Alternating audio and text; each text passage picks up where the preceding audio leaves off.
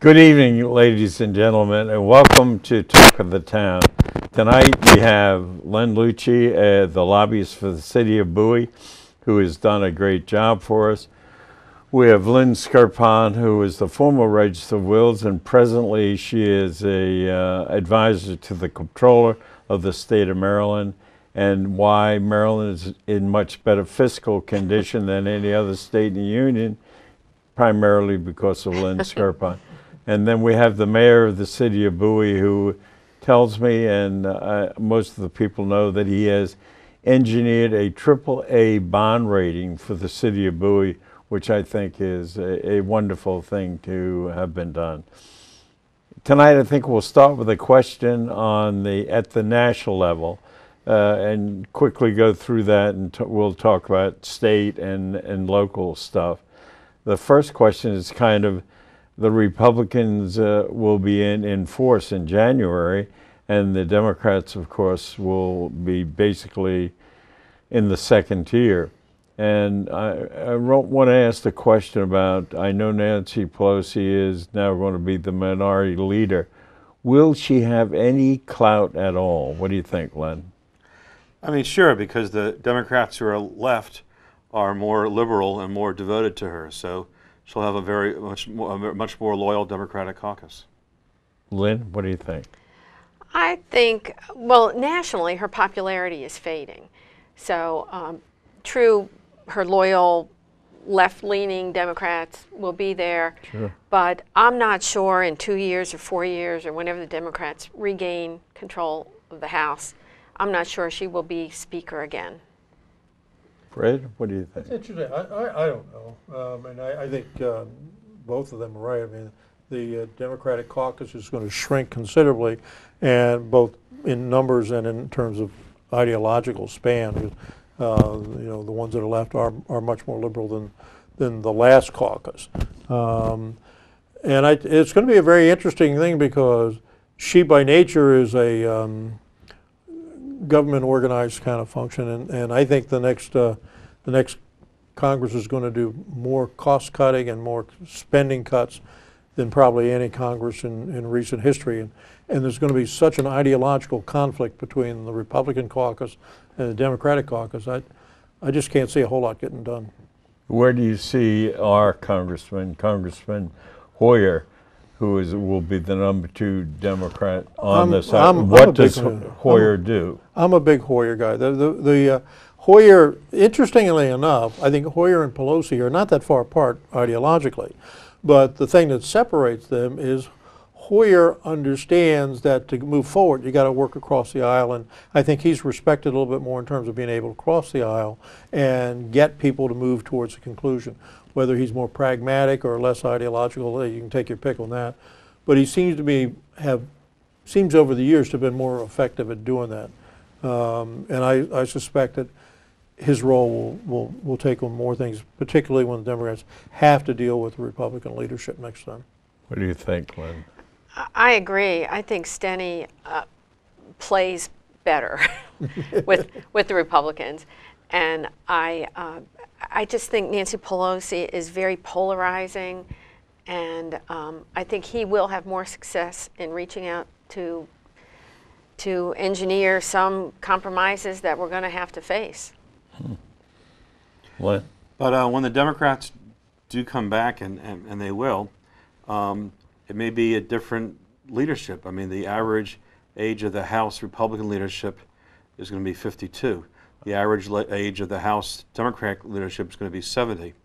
There'll be new folks coming forward as well, and of course the other unknown is what effect the reapportionment will have on the Right. on that. And we heard today that 15 House seats will be shifting from Northeast industrial states to Southern and Western states that McCain carried, and so people are saying, "Oh, those are going to become Republican congressmen." However, the reason why Texas got 4 districts is because of the surging Latino population. And the Republican Party has been so anti-immigrant, those could very well be Democratic seats. So we'll have to see. Well, I wonder, you know, about Congresswoman Pelosi, who comes from a very liberal district in California, and she is you know, I would say to the left. In the election, the congressmen who were elected, some of them conservatives, they ran against Nancy Pelosi, Reid, and Obama. They actually ran their ads, "I'm not with them, I'm against them." And she was one of the lead hits that the conservatives, who then won, went after. Then, instead of taking the hit for losing 65 seats, 24 of them were conservative Democrats, she immediately pushed in to become the minority leader. And I think the Democrats made a big mistake in putting her back in power. I would think they would have been smarter to go to Hoyer, because Hoyer's ability, as someone said, to cross the aisle and come back and forth. But you're right about the age. Steny is, going to be 73, and she's 72. They're both the same age. Well, let's not and what fool about the ourselves. third guy? He's the same age too. He's the same yeah. age, okay. But let's not fool ourselves. The reason why the Republicans went after her with such a vengeance, with hundreds of millions of dollars of undisclosed money, was because she was effective. She got health care passed. True. She got financial regulation passed. She got global warming passed. True. And so they made a concerted effort to demonize her. And they were very effective. Oh, they were. And had Steny Hoyer been the #1 person, they would have gone after him and demonized him. Sure. Well, I don't, but see, now it's where, I understand what you're saying, but my that's sense true. is, my gut tells me that Steny would have probably evolved from point A to point B as opposed to starting down there, particularly on the health thing. I think there were a whole array of issues where the Democrats and Republican leadership would have come together. I think, as you would know, I mean, I can easily envision Pelosi, going to Boehner and say, "Look, I know you want the ability to go cross lines, to buy insurance. I want, to keep kids on their parents." I think they could have struck a deal, and had they done that, I don't think there would have been a lot of the unnecessary contention, and they could have maybe taken a couple of sessions and get it accomplished. I mean, I agree with you that Steny has very great skills in doing that, but I think this is unusual in that you're a bit naive.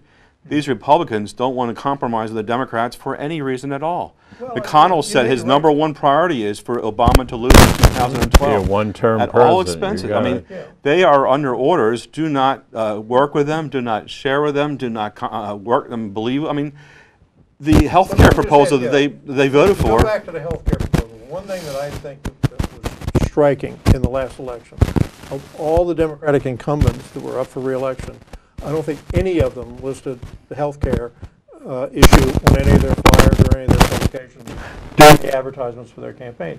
That is a message in and of itself. It's hard to explain and hard to defend. It's easy to attack it by saying abortion and immigrants and euthanasia. It's hard to defend it. But you know whose health care plan the Democrats passed? They passed Mitt Romney's from Massachusetts. With the exchange and with the individual mandate. That was Romney's. Yeah. The exchange has been a Republican idea for decades, but once it became the Democrats' initiative, they weren't going to touch it for anything. Yeah, I don't know. Well, that's true. Any point. You can be the No, that is, well, that's very true.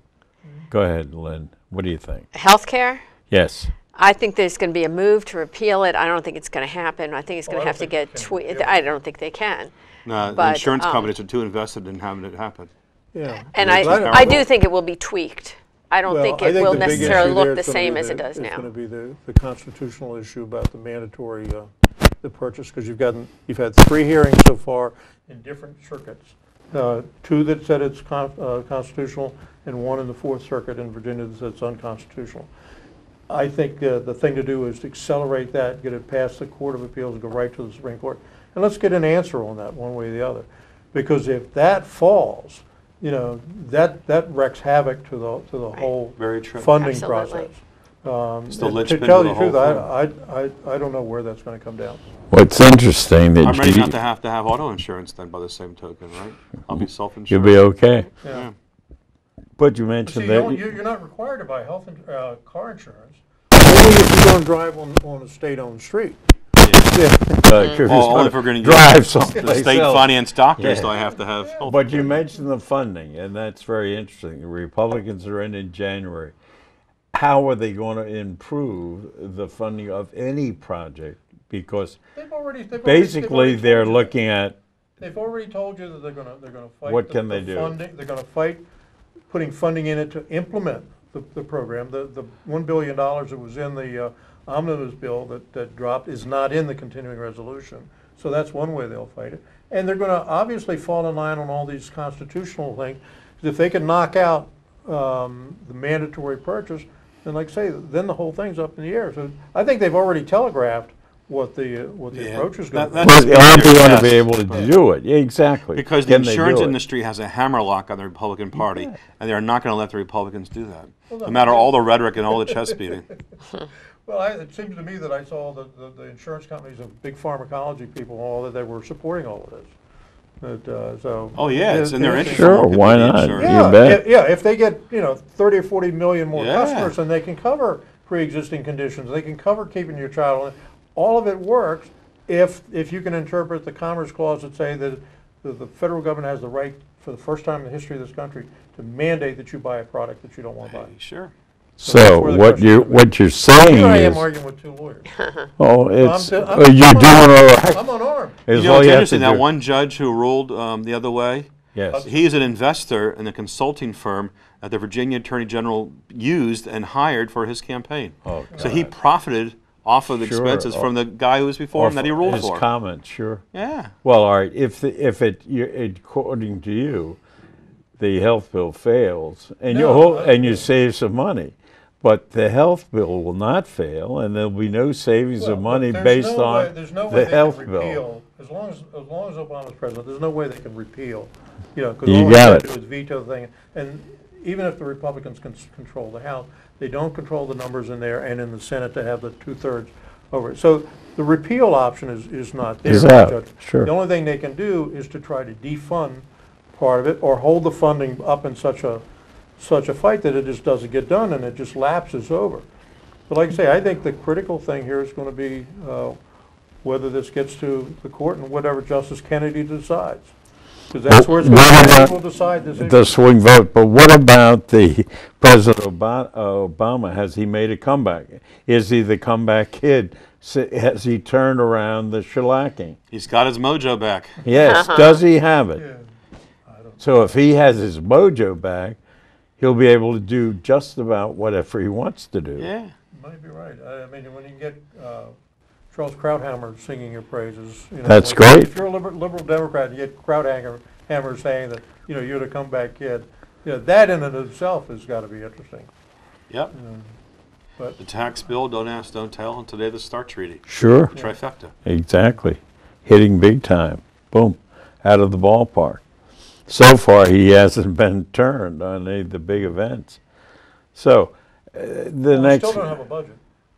we will have a Details, budget. details. The one constitutional obligation what? the Congress has, and they failed to do it. I mean, this is a pox on both their houses. I mean, this is the one thing that Congress has to do, and they didn't do it. Not one single appropriation bill was passed, on the Senate side. House got through most of theirs, but the Senate didn't do a thing. Yep. And they wait until the end of December to try to push through a massive thing that a lot of people gagged on. So, then you're talking about gridlock? What are you suggesting? I think there's going to be a lot of gridlock starting in January.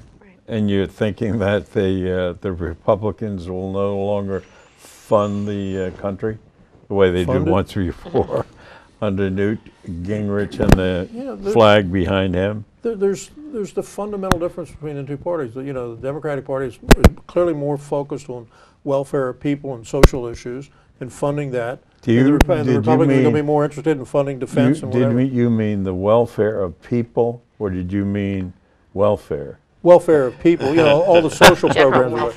Yes. Yeah, I mean, there's that fundamental complex. it's fun- And I unless- believe the unless Democrats the are Steny there. Hoyers in the thing can put enough like-minded people that put advancing the country first.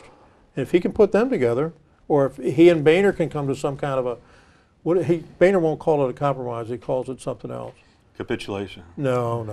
He called it I finding common ground. I couldn't Because he understand he him wouldn't use the word compromise. on because the he one was day. crying, and I didn't understand what he said. He was sobbing. Oh. All right, so things are tough Things are tough at and the they're gonna get national to the- level. All right, but how does that affect what's happening in the state of Maryland? On the top of the, if you look nationwide at the other states, the state of Maryland seems to be doing very well in terms of their fiscal activity. What happens when the support from the Fed just disappears? What then? Yeah, it's been $3 billion over 2 years in federal stimulus money that Maryland has enjoyed. And Mostly the public schools have received that money. And that's going to be a rude awakening when that Well, the governor, faucet gets closed. Well, the governor announced today a 5% across-the-board cut in aid to local education programs and school construction. I think that everybody is starting to see that the faucet at the federal level is off. And the state, although it's been making steady progress, and this is one area where I'll give the governor a lot of credit, they have been making steady progress in areas of jobs and in funding conditions, and the number of jobs have gone up, and state unemployment, although it's still high, it's a couple of full points below the national average. So,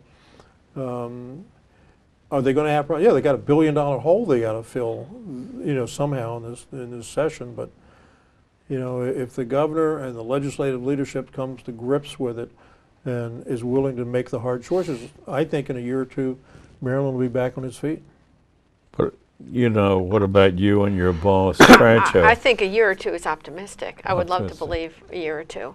I'm an The state is optimistic going to guy. be in serious difficulty. It's going to trickle down from the feds. We've been patching the holes for the last couple of years. The governor's done a very good job at doing that. But now we're down to bare bones. There isn't too much else to cut, and he's going to have to cut.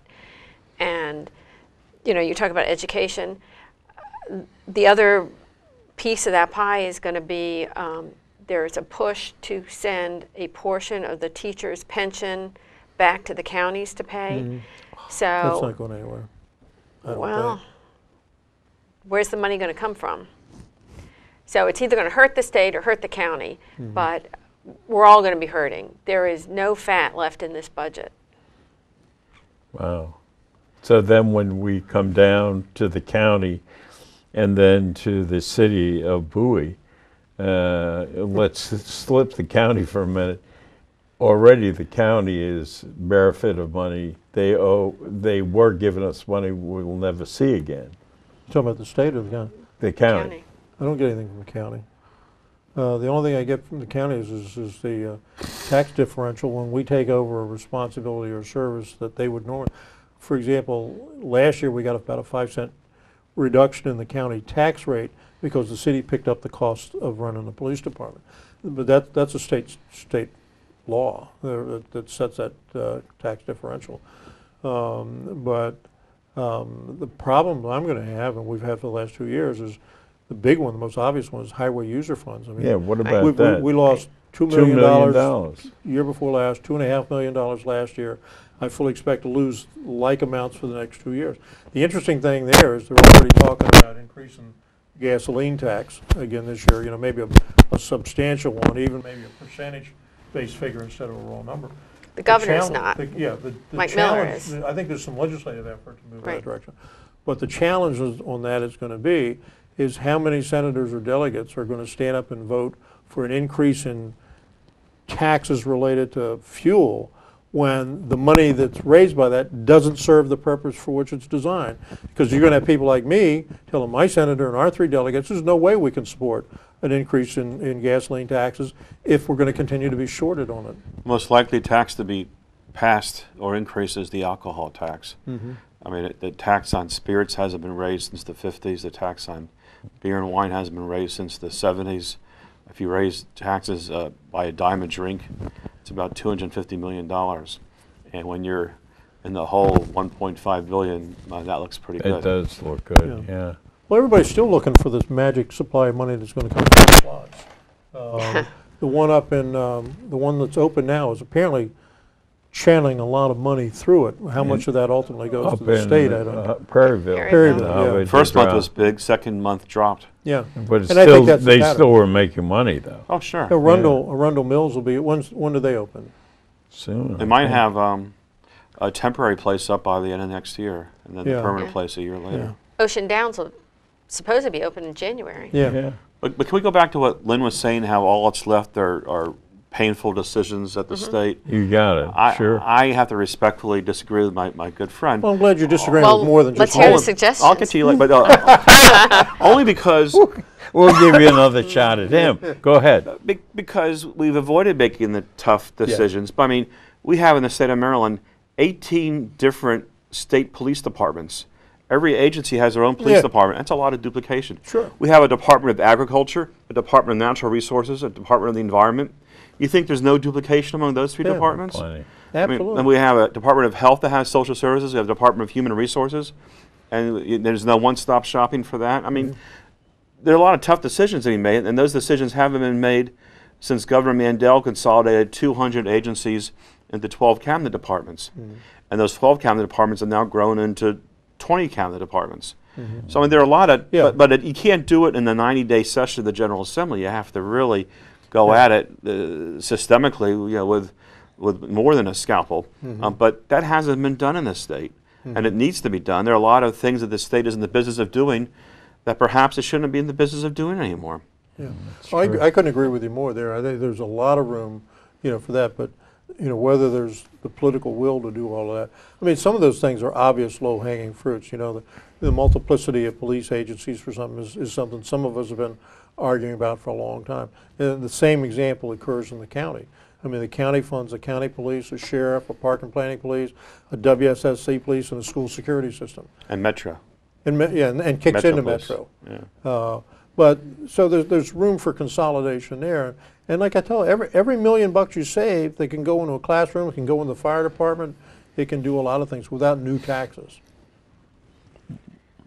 Lynn, what about the pension, especially the pension for teachers? You had mentioned that earlier. The funding, that's been a topic for years. They've talked about pushing some of this cost back over to the county. And And the union and the counties have resisted it every year.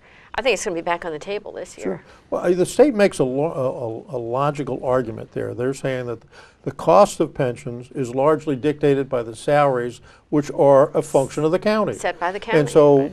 if the county raises the teacher's pay, then the liability for retirement goes up as well. So the state can make a logical argument that if you're going to do this, if you're going to control this half of it, you ought to be responsible for this half. But I'm agree with you. I just don't see it happening anytime But the soon. cost of pensions are also dependent on how well that pension fund, how well you invest in it, how Yeah. well you get returns.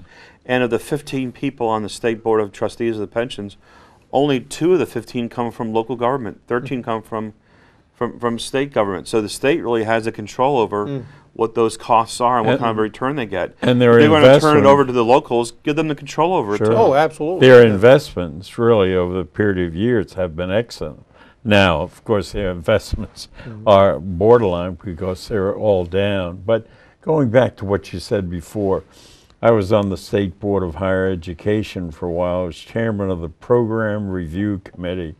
And what we did is when some of the universities would come up and they would say, we want an electrical engineering program. And it would come before our board, would review it, and if there was one nearby at another university, would say no. What you do is you use the one that's already exists. And we did that across the board, and they could do that same kind of thing with the in some of the other areas. And what you just said makes sense, and you'd have to be so careful that you'd have to do it incrementally and be very careful so you don't destroy, 10 or 12 cabinet secretaries that really you need.